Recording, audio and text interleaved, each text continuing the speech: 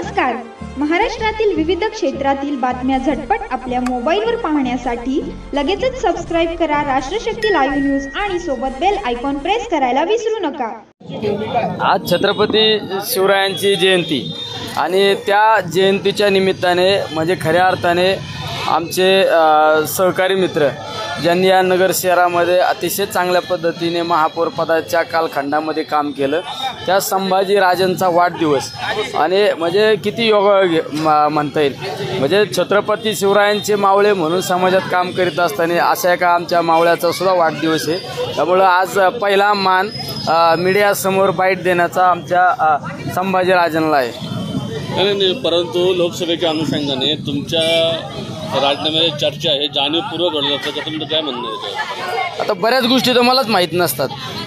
काल परवाची बातमी मला बऱ्याच जणांचे फोन आले, तुम्ही राजीनामा द्यायला चालले काय? मी म्हणलं मी मतदारसंघात फिरतोय. तर अशा बऱ्याच गोष्टी चुकीच्या पसरवल्या जात आहे. काही पेपरला तर असं छापलं गेलं की उमेदवार दुसरं आहे कोणी, असं वेगवेगळ्या संदर्भ जोडले जातात. तर पाहू आता वेळ काळ लवकरच सांगन. लोकसभेला त्याच्यामध्ये तुमचं नगर दक्षिणमधून लोकसभेसाठी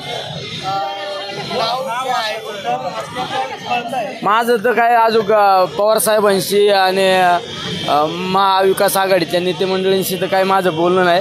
तुम्ही मला कल्पना दिल्यानंतर मी आता थोड्या वेळाने त्यांच्याशी बोलून संपर्क. परंतु यावेळेस लोकसभेची जर एखादा दुसरा उमेदवार असेल तर त्याला तुम्ही पाठिंबा देणार का?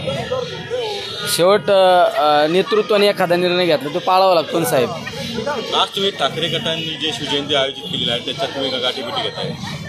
अहो ठाकरे गट म्हणजे तुम्ही पाहिलं असं माझ्या हातात शिवबंधन आहे.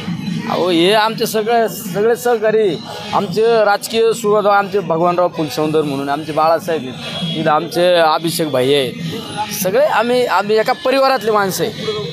आमचा एक परिवार आहे, अखंडितपणे आमचा नगर शहरामधला परिवार आहे. पण प्रश्न असा आहे की ज्या पद्धतीने पक्ष त्याच्यानंतर जे काही राजकीय हे झालंय, आज तुम्ही विरोधी गटाच्या सोबत आहात, काय?